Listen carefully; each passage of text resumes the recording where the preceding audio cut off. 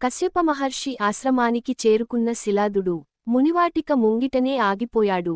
ఎదురుగా పర్ణశాల ముందు కూర్చుని కశ్యప మహర్షి తన పెంపుడు లేడిపిల్ల నోటికి నునులేత గడ్డి పరకల్ని అందిస్తున్నాడు. ఒక కాలెత్తి ఆయనవ వళ్ళో పెట్టి మోరెత్తి పరకల్ని నోటితో అందుకుని నములుతోంది లేడిపిల్ల. మహర్షి దాని తలని ప్రేమతో నిమురుతున్నాడు. అది నమలటం ఆపి అరమోడ్పు కన్నులతో ఆయనవంకే చూస్తోంది. ఆయన దాని ముట్టెమీద ముద్దు పెట్టుకున్నాడు.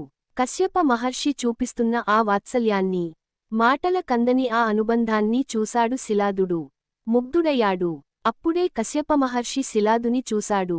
రావయ్యా, రా, ఏంటి నల్లపూసై పోయావు, అలా అక్కడే ఆగిపోయావే, రా అంటూ శిలాదుని ఆశ్రమంలోకి ఆహ్వానించాడు. నైమిషారణ్య ప్రాంతంలోని జపేశ్వరానికి చేరుకున్నాడు శిలాదుడు. అనేక సంవత్సరాలు కఠోరదీక్షతో అతడు శివుని గూర్చి తపస్సు చేశాడు. శివుడు ప్రత్యక్షమయ్యాడు. శిలాదా, నీకేం వరం కావాలో కోరుకో అన్నాడు శివుడు. పరమేశ్వరా, అయోనిజులు, శివభక్తి సంపన్నులు అయిన 2 కుమారుల్ని ప్రసాదించు అని వరం కోరుకున్నాడు శిలాదుడు. వెంటనే పండంటి 2 పసికందుల్ని శిలాదునికి అందించి మాయమయ్యాడు.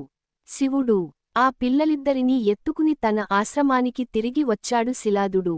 వారికి నందికేశ్వరుడు, పర్వతుడు అని పేర్లు పెట్టి అల్లారు ముద్దుగా పెంచాడు. ఆ విధంగా శిలాదుడు వాత్సల్యం అంటే ఏమిటో, అందులోని తీయదనం ఎలా ఉంటుందో స్వయంగా తెలుసుకున్నాడు. పిల్లలిద్దరూ పెరిగి పెద్దవాళ్లయ్యారు. తండ్రి దగ్గరే విద్యాబుద్ధులు నేర్చుకున్నారు. శివభక్తి తత్పరులయ్యారు. పుట్టినప్పటి నుంచి పిల్లల్ని పెంచుతూ వారు తమ మనసులోని భావాలకి అనుగుణంగా పెరగాలని, తద్వారా మంచి పేరు తెచ్చుకోవాలని తల్లిదండ్రులు సహజంగా కలలు కంటారు. అలా పిల్లల్తో పాటే వారి కలలు కొమ్మలు రెమ్మలు వేస్తూ పెరుగుతాయి. కానీ తమ తల్లిదండ్రులు కలల్ని నిజం చేసే పిల్లలు అరుదుగానే ఉంటారు. పెరిగి పెద్దవాళ్లైన అలాంటి తమ పిల్లల్ని చూసుకుని తల్లిదండ్రులు తమ జీవితం చరితార్థమైందని ఆనందిస్తారు. అలాంటి ఆనందమే కలిగింది ఇప్పుడు శిలాదునికి.